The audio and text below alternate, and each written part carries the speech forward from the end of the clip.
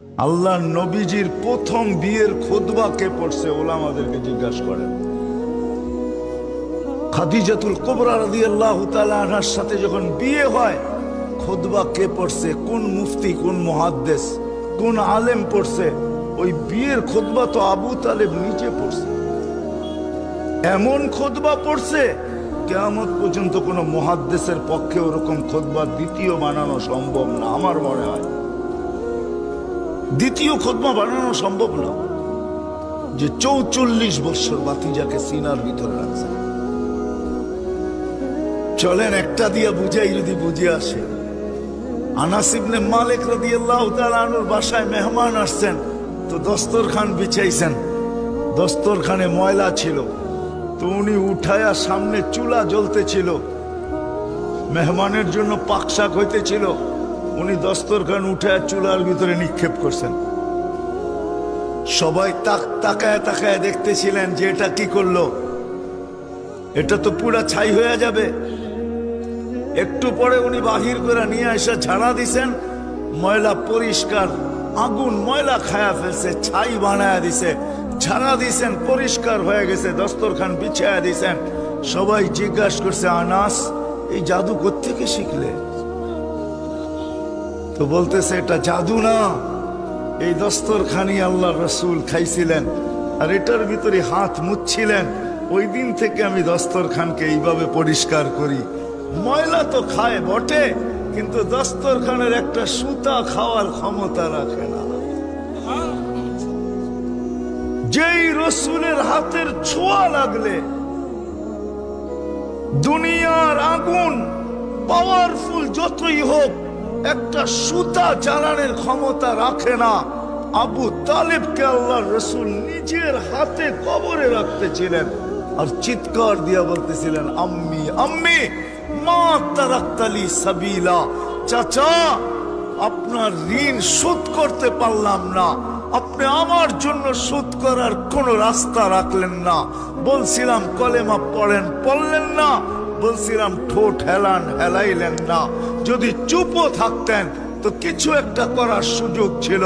আপনি তো মৃত্যু লগ্নে একটা চিৎকার দিয়া মক্কাবাসীকে শোনায়া দিলেন, আলা মিল্লাতি আব্দুল মুত্তালিব। আব্দুল মুত্তালিবের মিল্লতের উপরে, ধর্মের উপরে আমি চলে যেতেছি। সত্য এটাই। কয়দিন আল্লাহর থেকে দূরে থাকা, আল্লাহর থেকে যে দূরে, আমি তো একটা দিয়ে আপনাদেরকে প্রমাণ দিলাম যে 5 ওয়াক্ত নামাজ মাত্র 1 ঘন্টার জন্য আল্লাহ ডাকে। আরে 1 ঘন্টাও লাগে না আমাদের নামাজ। এখন যদি এখানে বলেন অনেকে যে নামাজ তো আমি কিছু জানি না, আমি নামাজ কি করে পড়বো? এই উম্মতের জন্যই আল্লাহ করছেন, কিচ্ছু পড়তে হবে না। ইফআলু কামা ফাআলাল ইমাম, ইমাম যেমন করে তুমি এমন করতে থাকো, ইমাম তোমার সব পড়া ইমামের পড়া হয়ে যাবে। তোমার পড়া ইমাম পড়া দিবে, কেরাত ইমাম পড়া দিবে, সব ইমাম পড়া দিবে। তুমি চেষ্টা করতে থাকো, পারলে পাল্লা, না পারলে চেষ্টার পরেও যদি পাল্লা না, তারপরও আমরা গ্রহণ করে নিব। এই উম্মতের জন্য সুযোগ কোন উম্মতের জন্য ছিল না। আফসোস, আল্লাহর থেকে দূরে, আল্লাহর থেকে উম্মত দূরে। কয়দিন দূরে থাকবো? কয়দিন? 60-70 বছর? এই জন্য আসেন, কথার শেষ জায়গায় চলে আসছি, আসেন আল্লাহ। 2টা কাম যদি করতে পারি তাইলে হয়তো আল্লাহর কাছে আসতে পারবো, আল্লাহ আমাদের কাছে হবেন। কারণ আল্লাহর ওয়াদা, আল্লাহর ওয়াদা দেখাবো, আল্লাহর ওয়াদা। আমি প্রথম কাজ যদি করতে পারি, প্রথম কাজ যদি করতে পারি, এই মজমা যদি আজকে বা যেই পর্যন্ত আওয়াজ যায়, যে কান পাইতা শুনতেছে, সে যদি আজকের থেকে, এই মুহূর্তের থেকে হাত উঠায় আল্লাহকে বলে যে মালিক আমি পিছনের জন্য তওবা করলাম, কি রাজি? কে কে রাজি দেখি যে আমি তওবা করলাম? বলেন মুখে, মনের ঠিক আছে তওবা করলাম, আল্লাহ কবুল করুক। এতটুকুই যথেষ্ট।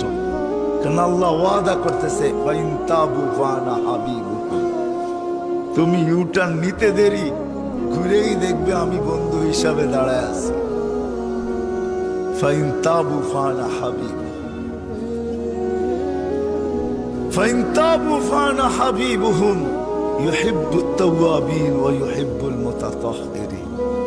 এক তো পিছের জন্য তওবা করা, দ্বিতীয় হইল বিশেষ করে যুবকদেরকে বলবো, যুবক তোমার পায়ে হাত রেখা বলি, সারাদিন যদি কিছু করতে নাও পারো, কমসে কম ঘুমানোর সময় যখন ঘুমাইতে যাবে হাত দুটা উঠায় এতটুকু বইলা ঘুমায় যে মালিক সারা দিন দূরে ছিলাম, এখন ঘুমাইতে চললাম, ঘুম তো ঘুম না মৌত, সকালে উঠাইলে উঠব, না উঠাইলে চির নিদ্রা হয়ে যাবে।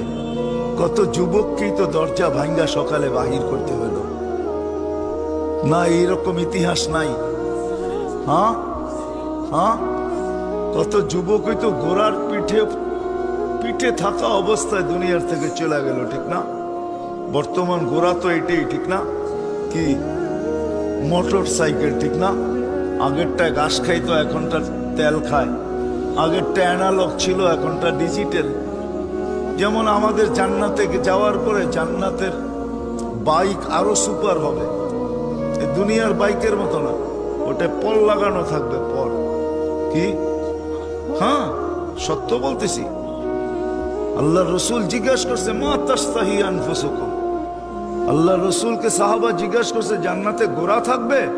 বলছে এই রক্তে মাংসের না, থাকবে মিন ইয়াকুতাতিন হামরা, লাল পাথরের তৈরি, টকটকে লাল স্টার রুবি দিয়ে আল্লাহ তৈরি করবেন।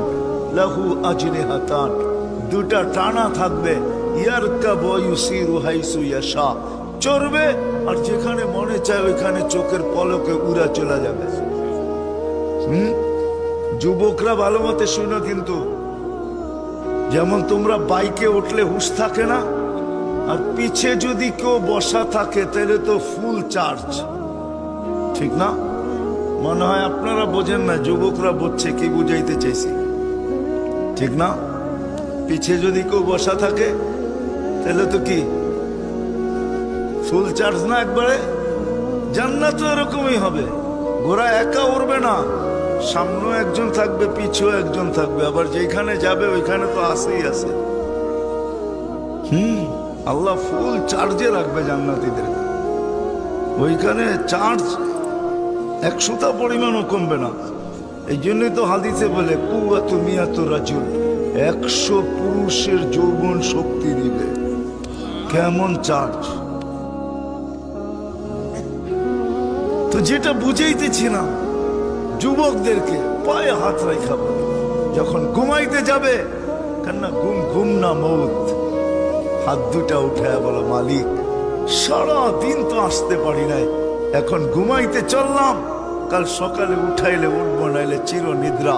আমি আর তোমার থেকে দূরে থাইকা ঘুমাইতে চাই না, আমি হাত কিন্তু উঠায় দিলাম তোমার কাছে আসার জন্য, তওবার জন্য হাত উঠায় দিলাম, তওবা করে ঘুমাবো।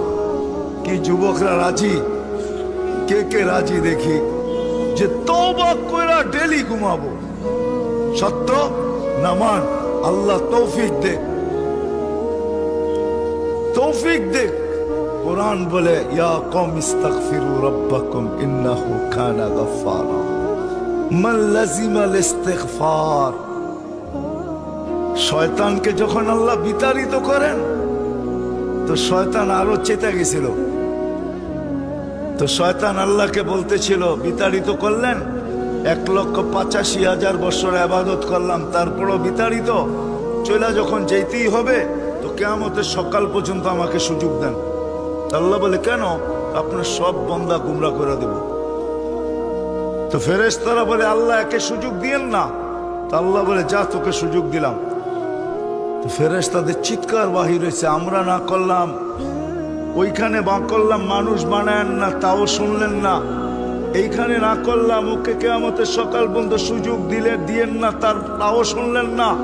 তা আল্লাহ বলে শোনো, আমি ইস্তেগফার নাযিল করলাম, উম্মত যখন ইস্তেগফার করবে তখনই আমি মাফ করব। মা সালা ইস্তাগফির ফাগফির।